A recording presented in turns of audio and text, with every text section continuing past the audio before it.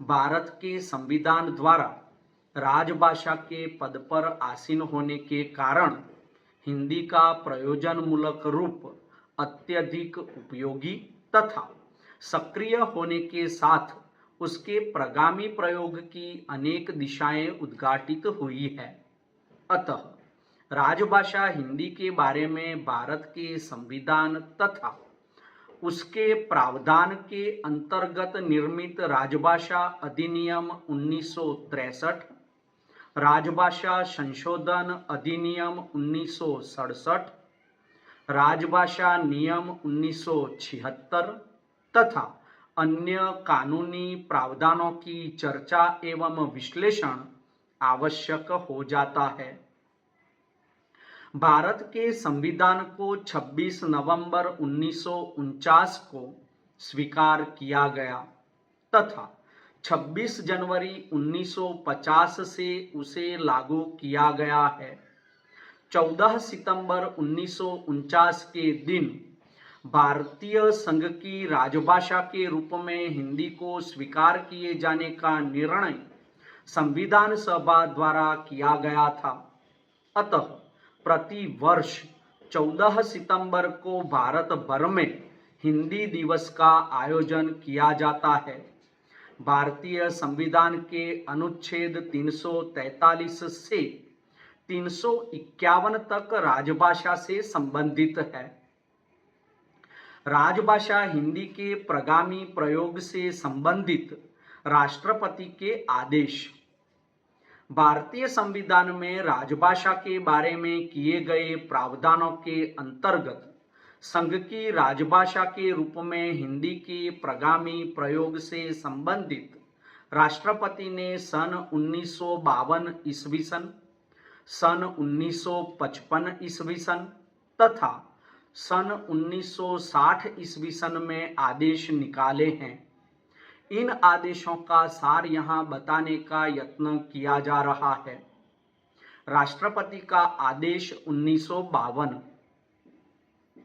भारत के संविधान के अनुच्छेद 343 के खंड 2 के परंतुक द्वारा दी गई शक्तियों का प्रयोग करते हुए 27 मई 1952 को राष्ट्रपति ने अंग्रेजी भाषा के अतिरिक्त हिंदी भाषा का और भारतीय अंकों के अंतर्राष्ट्रीय स्वरूप के अतिरिक्त अंकों के देवनागरी स्वरूप का प्रयोग संघ के निम्नलिखित राजकीय प्रयोजनों के लिए अर्थात राज्यों के राज्यपालों, उच्चतम न्यायालय के न्यायाधीशों और उच्च न्यायालयों के न्यायाधीशों की नियुक्तियों के अधिपत्रों के लिए प्राधिकृत कर दिया है। राष्ट्रपति का आदेश 1955।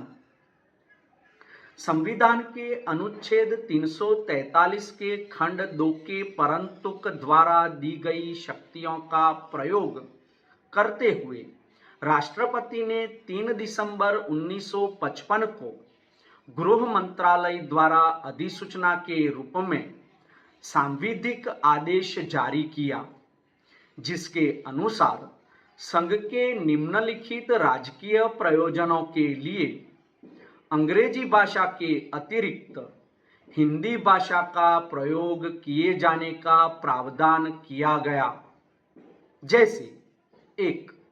जनता के साथ पत्र व्यवहार, प्रशासनिक रिपोर्ट, राजकीय पत्रिकाएं और संसद को दी जाने वाली रिपोर्ट, सरकारी संकल्प और विधायी अधिनियमितियां। जिन राज्य सरकारों ने अपनी राजभाषा के रूप में हिंदी को अपना लिया है, उनसे पत्र व्यवहार, संधियां और करार, अन्य देशों की सरकारों और उनके दूतों तथा अंतर्राष्ट्रीय संगठनों से पत्र व्यवहार, राजनयिक और कौंसलीय पदाधिकारियों और अंतर्राष्ट्रीय संगठनों में भारतीय प्रतिनिधियों के नाम जारी किए जाने वाले औपचारिक दस्तावेज, राष्ट्रपति का आदेश 1960। संसदीय राजभाषा समिति सिफारिशों को ध्यान में रखते हुए राष्ट्रपति ने संविधान के अनुच्छेद 344 खंड 6 के अंतर्गत प्रदत्त शक्तियों का प्रयोग करते हुए केंद्रीय सरकार के कार्यालयों के कामकाज में हिंदी को प्रस्थापित किए जाने के उद्देश्य से 27 अप्रैल 1960 को एक आदेश जारी किया। इस आदेश में निम्नलिखित प्रमुख निर्देशों का समावेश है। राष्ट्रपति का अध्यादेश 27 अप्रैल 1960। इसकी मुख्य बातें इस प्रकार थी। 1. अखिल भारतीय सेवाओं और केंद्रीय सेवाओं में भर्ती का माध्यम अंग्रेजी बना रहेगा। कुछ समय बाद हिंदी वैकल्पिक माध्यम के रूप में अपना ली जाएगी। प्रशिक्षण संस्थाओं में प्रवेशार्थ अंग्रेजी और हिंदी दोनों ही परीक्षाओं का माध्यम रहेगी। वैज्ञानिक तथा तकनीकी शब्दावली के निर्माण हेतु हिंदी तथा अन्य भारतीय भाषाओं के लिए शिक्षा मंत्रालय एक आयोग का गठन करे। सभी प्रशासनिक साहित्य का अनुवाद किया जाए। संसदीय अधिनियम और विधेयक अंग्रेजी में बनते रहें, किंतु उनका हिंदी अनुवाद भी उपलब्ध कराया जाए। उच्चतम न्यायालय की भाषा अंततः हिंदी होनी चाहिए। राज्यों की भाषाओं का प्रयोग विकल्पतः किया जा सकेगा। तृतीय श्रेणी से नीचे के कर्मचारियों के लिए हिंदी का सेवाकालीन प्रशिक्षण अनिवार्य बनाया गया। एक मानक विधि शब्दकोश बनाने के लिए कानूनी विशेषज्ञों का एक स्थायी आयोग गठित किया जाए। सन 1963 में अहिंदी भाषियों ने हिंदी के विरोध में एक आंदोलन शुरू कर दिया, जिसके मूल में राजनीति ही थी। अतः पंडित नेहरू ने यह आश्वासन दिया कि हिंदी उन पर थोपी नहीं जाएगी, अंग्रेजी जारी रहेगी। 13 अप्रैल 1963 को राजभाषा विधेयक लाल बहादुर शास्त्री द्वारा पेश हुआ। व्यापक बहस के बाद 25 अप्रैल 1963 को यह विधेयक पारित हो सका। इसका मकसद यही था कि संविधान लागू होने के 15 वर्ष बाद भी जब अनुच्छेद 344, 345 में यह प्रावधान था कि 15 वर्ष बाद हिंदी का प्रयोग होगा, जो 1965 में पूरा होता है, हिंदी को राजभाषा के रूप में अनिवार्य नहीं किया जाएगा, अंग्रेजी का प्रयोग होता रहेगा। राजभाषा संशोधन अधिनियम 1967 में यह सामने आया, जिसकी महत्वपूर्ण बात यह थी कि जब तक संघ का एक भी राज्य नहीं चाहेगा, तब तक अंग्रेजी को हटाया नहीं जा सकता। इसकी महत्वपूर्ण बातें इस प्रकार है। अंग्रेजी सरकारी कामकाज की सहभाषा के रूप में तब तक बनी रहेगी जब तक अहिंदी भाषी राज्य हिंदी को एकमात्र राजभाषा बनाने के लिए सहमत नहीं हो जाते। जिन राज्यों ने सरकारी कामकाज के लिए हिंदी को नहीं अपनाया है, उनसे केंद्र अंग्रेजी में ही पत्र व्यवहार करेगा, पर हिंदी अपनाने वाले राज्यों से पत्र व्यवहार हिंदी में हो सकता है। अंग्रेजी के साथ हिंदी अनुवाद भी भेजा जाएगा, लेकिन वह राज्य जिसने सरकारी कामकाज के लिए हिंदी को नहीं अपनाया है, अंग्रेजी पत्र के साथ हिंदी अनुवाद भेजने हेतु बाध्य नहीं है।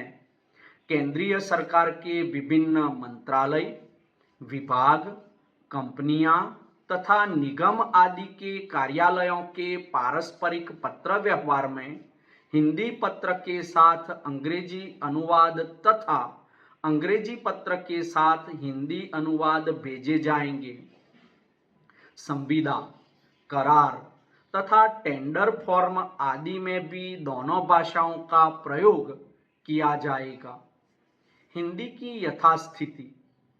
इन राजभाषा अधिनियमों की धाराओं के आधार पर यह तो ज्ञात होता है कि हिंदी को राजभाषा के रूप में मान्यता तो मिली, पर आज भी वह पूर्णतः व्यवहार की भाषा नहीं बन सकी है। हिंदी समर्थकों को यह आशंका उत्पन्न हुई कि अंग्रेजी सदा सर्वदा प्रयोग की भाषा बनी रहेगी। फिर भी हिंदी की समृद्धि के लिए प्रयास होते रहे हैं। इसके लिए सरकार द्वारा आदेश सन 1971 और 1972 में एक आदेश जारी किया गया, जिसमें यह आवश्यक किया गया कि हिंदी भाषा क्षेत्र में स्थित उपक्रम और निगम अपने यहाँ हिंदी के टाइपराइटर और अनुवादकों की व्यवस्था करें और अहिंदी भाषी कर्मचारियों के प्रशिक्षण की भी व्यवस्था की जाए। सन 1973 में आदेश प्रसारित किया गया। हिंदी प्रगति और प्रयोग के विषय में तिमाही रिपोर्ट संबंधित मंत्रालय को भेजी जाए। अतः हिंदी के विषय में कुछ हलचल अवश्य हुई। राजभाषा अधिनियम 1976। इस अधिनियम के कार्यान्वयन का भार गृह मंत्रालय के हाथ में आया और इस मंत्रालय के अंतर्गत एक राजभाषा विभाग भी बनाया गया। यह नियम बनाया गया कि संविधान के अनुच्छेद 346(1) के अंतर्गत राज्य परस्पर किस भाषा में व्यवहार करेंगे।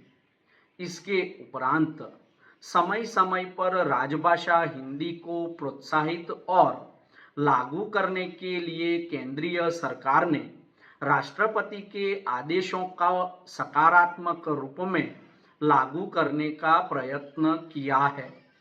वर्तमान केंद्रीय प्रशासन इस संबंध में ज्यादा प्रयत्नशील है।